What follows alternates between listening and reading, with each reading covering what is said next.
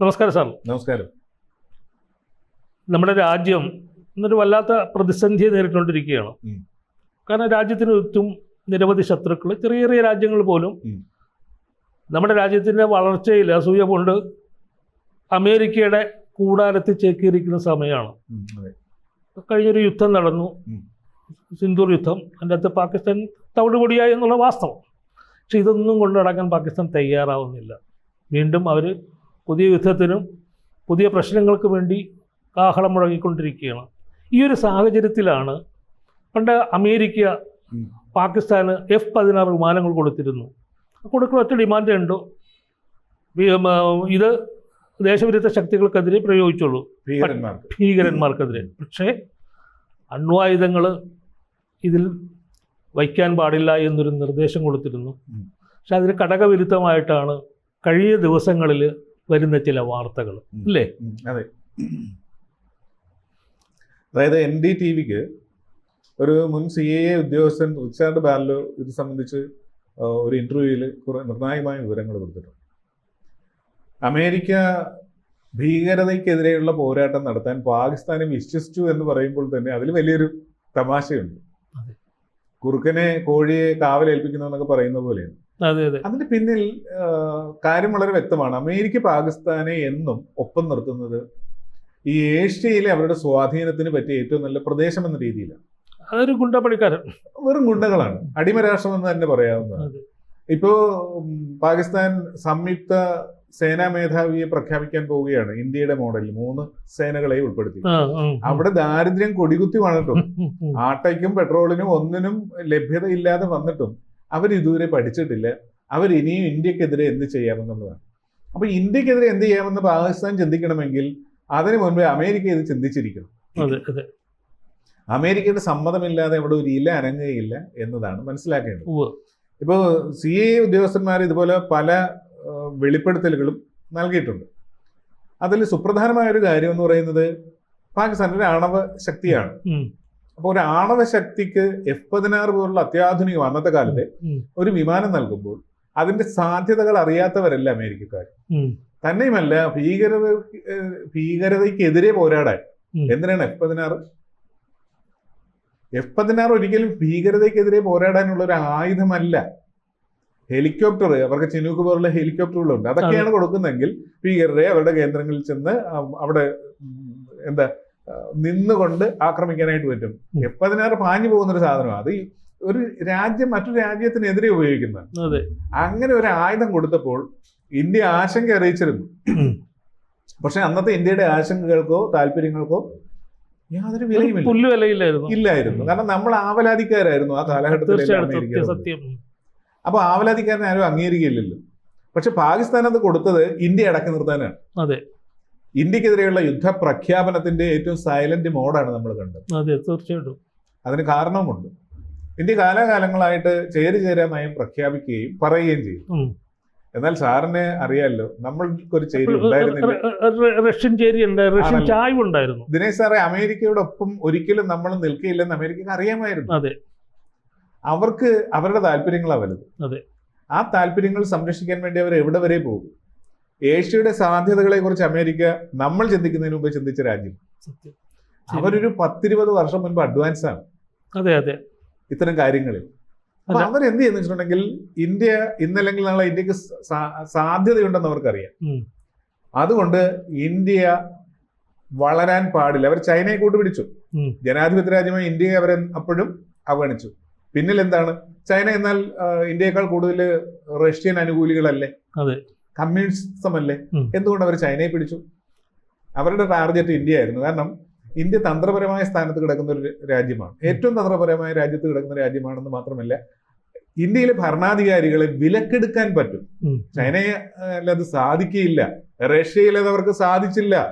അമേരിക്കയുടെ ചാര ശൃംഖല CIA കിണഞ്ഞ്, അവർക്ക് CIA മാത്രമല്ലെന്ന് സാറിന് അറിയാലോ, നിരവധി സംഘടനകളുണ്ട്. അവരെല്ലാം കിണഞ്ഞ് പരിശ്രമിച്ചിട്ട് പോലും ഈ പാകിസ്ഥാനില് ഇന്ത്യയിൽ ഒക്കെ കിട്ടിയ സ്വീകാര്യത അവർക്ക് ഒരിക്കലും ചൈനയിൽ കിട്ടിയില്ല. അപ്പൊ ചൈനയിൽ കിട്ടണമെങ്കിൽ, ചൈനയെ നിയന്ത്രിക്കണമെങ്കിൽ സാമ്പത്തികമായിട്ട് നിയന്ത്രിക്കണം. അപ്പൊ സാമ്പത്തികമായിട്ട് ചൈനയിൽ ഇൻവെസ്റ്റ്മെന്റുകൾ നടത്തി എപ്പോൾ വേണമെങ്കിലും ഞങ്ങൾക്കത് പിൻവലിക്കാൻ പറ്റും എന്നൊരു തോന്നലുണ്ടാക്കി പേടിപ്പിച്ച് നിർത്താനാണ് അമേരിക്ക ശ്രമിച്ചത്. പക്ഷെ ചൈന അതിബുദ്ധിമാന്മാരായിരുന്നു. ഈ മഞ്ഞത്തൊലിക്കാരായ ആൾക്കാർ അവർ വളരെ മനോഹരമായിട്ട് ഈ സാധ്യത ഉപയോഗിച്ചു. അവർ അമേരിക്കക്കെതിരെ വളരുവാനായിട്ട് ശ്രമിച്ചു. റഷ്യയെ അവർ കടത്തിവിട്ടു. അമേരിക്കൻ നിക്ഷേപകരെ അവർ കൊണ്ടുവന്നു. അവിടെ വ്യവസായങ്ങൾ തുടങ്ങി. എല്ലാ തരത്തിലും രാജ്യം പുരോഗതിയിലേക്ക് മാറി എന്നുള്ളതാണ്. ശരിക്കും കമ്മ്യൂണിസം എന്നുള്ള സംഭവം ഒരു സൈഡിൽ മൂലയ്ക്ക് നിർത്തി ചൈന.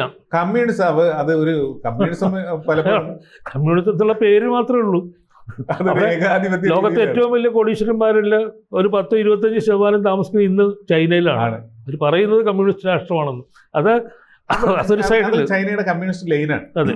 അപ്പൊ ഈ പൂച്ച കറുത്താണോ വെളുത്താണോ എന്ന് നോക്കണ്ട, അത് പാല് കുടിക്കുമെന്ന് നോക്കുക എന്നുള്ള മാവോയുടെ ഒരു രീതിയുണ്ട്.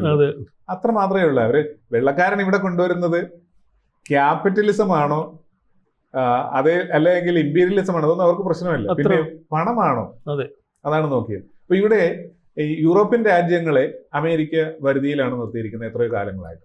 ആ രാജ്യങ്ങളോട് പറയാൻ നിങ്ങളുടെ ടെക്നോളജി ചൈനയിലേക്ക് കൊണ്ടുപോകും. അവർ കൊണ്ടുപോയി, ഭാരതത്തിലേക്ക് കൊണ്ടുവരാൻ പറഞ്ഞില്ല. പക്ഷെ അതിനൊരു കാരണം കൂടെയുണ്ട്. പക്ഷെ ഇടയ്ക്ക് കഴിഞ്ഞ ട്രംപിന്റെ കാലത്ത് പറഞ്ഞു കേട്ടോ, ട്രംപ് ഈ അധികാരം വന്ന് കയറിയ സമയത്ത് പറഞ്ഞു വ്യവസായികളൊക്കെ ഇന്ത്യയിൽ പോയി വ്യവസായം ചെയ്യൂ, അവിടെ പോയി പുതിയ പുതിയ യൂണിറ്റ് തുടങ്ങുമെന്ന് ആദ്യ കാലങ്ങളിൽ പറഞ്ഞിരുന്നു. പെട്ടെന്നാണ് ട്രംപിന്റെ വിചാരം, ട്രംപ് ഇങ്ങനെ പറഞ്ഞു കഴിഞ്ഞ് ഇതൊക്കെ ചെയ്ത് തരാമെന്ന് പറയും, കൊടുക്കാതിരിക്കുക. അതിനുശേഷം ഇങ്ങനെയൊക്കെ ഞാൻ ഇതൊക്കെ പറഞ്ഞിട്ടില്ലേ, മോദി എന്ന ആളോട് തൻ്റെ വരുതിയിൽ വരുത്താനുള്ള ശ്രമമായിരുന്നു ഇതിന്റെ പിന്നിലെന്നുള്ളത് മോദി ഇയാളെ തിരിച്ചറിയുന്നതിന് മുമ്പ് തന്നെ മോദി തിരിച്ചറിഞ്ഞു. അതുകൊണ്ട് തന്നെ ഇതൊരു പൊയ് വാക്കാണ് എന്ന് ഇന്ത്യൻ ഭരണകൂടം തിരിച്ചറിഞ്ഞു. നമ്മൾ മനസ്സിലാക്കേണ്ട കാര്യം, പാകിസ്ഥാനെ ഇപ്പോഴും എപ്പോഴും അമേരിക്ക കൈയച്ച് സഹായിച്ചിരുന്നു. F-16 കൊടുത്തത് ആ ഒരൊറ്റ ഉദ്ദേശത്തിലാണ്. തീർച്ചയായിട്ടും നമുക്ക് നമ്മുടെ ഒരു പ്രശ്നം എന്ന് പറയുന്നത്, നമ്മൾ ജനാധിപത്യ രാജ്യങ്ങളൊക്കെയാണ്, പക്ഷെ ഒരുപാട് പഴുതുള്ള ജനാധിപത്യമാണ് നമ്മുടെ. വിദേശത്തിലുള്ള ആർക്കും എന്ത് ആശയവും ഇങ്ങോട്ട് കടത്തിക്കൊണ്ടുവരാൻ പറ്റും. അതേപോലെ ജനങ്ങളെ, രാഷ്ട്രീയക്കാർക്ക് വളരെ എളുപ്പത്തിൽ നിയന്ത്രിക്കാൻ പറ്റും. ചൈന അത് പറ്റുകയില്ല. ഇനി പാകിസ്ഥാനിൽ അത് പറ്റാനായിട്ട് പാകിസ്ഥാനിൽ ഒരു എലമെന്റ് ഉണ്ട്, റിലീജിയൻ എന്ന് പറയുന്നത്. പക്ഷെ ഇന്ത്യയിൽ ഏകദേശം ഈ BJP-യുടെ ഭരണം വരുന്നതിന് മുൻപ് ഒരു റിലീജിയൻ ശരിയായ രീതിയിൽ ഉപയോഗിച്ചിരുന്നില്ല. BJP റിലീജിയൻ ഉപയോഗിക്കുന്നുണ്ട്. നമ്മൾ സത്യസന്ധമായിട്ട് സംസാരിക്കണം. റിലീജിയൻ അതിനു മുമ്പ് കോൺഗ്രസ് ഉപയോഗിച്ചിരുന്നെങ്കിൽ അതിനേക്കാൾ അത് ന്യൂനപക്ഷ കാർഡായിരുന്നു. എങ്കിൽ ഭൂരിപക്ഷ കാർഡ് എന്തുകൊണ്ട് കളിച്ചുകൂടാ എന്ന് ആര് തീരുമാനിച്ചു? BJP തീരുമാനിച്ചു. BJP ഭൂരിപക്ഷ കാർഡല്ല കളിക്കുന്നത്. ഭൂരിപക്ഷത്തെ അവഗണിക്കുന്ന തരത്തിലേക്ക് കോൺഗ്രസ് ഗവൺമെന്റ്, UPA ഗവൺമെന്റ് വന്നു കഴിഞ്ഞപ്പോഴാണ്. കാരണം നമ്മുടേതായിട്ടുള്ള ചില പ്രശ്നങ്ങൾ കണ്ടില്ലെന്ന് നടിക്കുകയും ന്യൂനപക്ഷങ്ങൾക്ക് വേണ്ടിയിട്ട് മാത്രം നിൽക്കുന്ന ഒരു സർക്കാരുകളാണ് പ്രതിഷ്ഠിക്കുകയും അവർക്ക് വേണ്ടി മാത്രം നിലനിൽക്കുകയും ചെയ്തു. ഇതിനെതിരെ സ്വാഭാവികമായിട്ട് അവിടുന്ന് ഇവിടുന്ന് വരുന്ന പിന്നെ RSS പോലെ സംഘടനകൾ ശക്തമായിട്ട് പ്രതികരിക്കാൻ തുടങ്ങിയപ്പോൾ അതിനോട് ജനങ്ങൾ കൂടി വന്നു.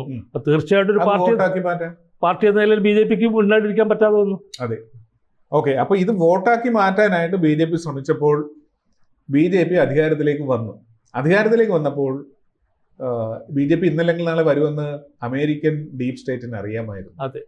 അവരെന്ത് ചെയ്യുന്നു വെച്ചിട്ടുണ്ടെങ്കിൽ, നേരത്തെ പ്രകടമല്ലാത്ത രീതിയിൽ ചെയ്ത കാര്യങ്ങൾ ഇപ്പോൾ വളരെ സ്വതന്ത്രമായി അവർ ചെയ്യാൻ പോവുകയാണ്. അതുകൊണ്ടാണ് ഇന്ത്യക്കെതിരെ ഇപ്പോൾ ഈ സമീപകാലത്ത് അമേരിക്ക നിലപാട് സ്വീകരിച്ചിരുന്നത്.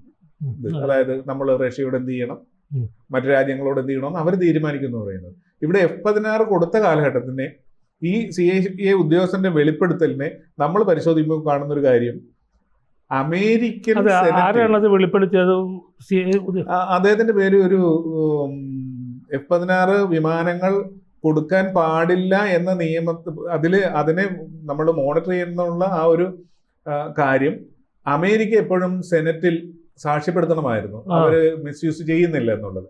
അത് ചെയ്താൽ മാത്രമേ തുടർന്ന് പാകിസ്ഥാന് സഹായം കൊടുക്കാൻ പാടുള്ളൂ. പക്ഷെ ഇത് അമേരിക്കൻ സെനറ്റിൽ പാലിച്ചില്ല എന്നാണ് റിച്ചാർഡ് ബാർലോ എന്ന് പറയുന്ന ഈ CIA ഉദ്യോഗസ്ഥൻ വെളിപ്പെടുത്തിയത്.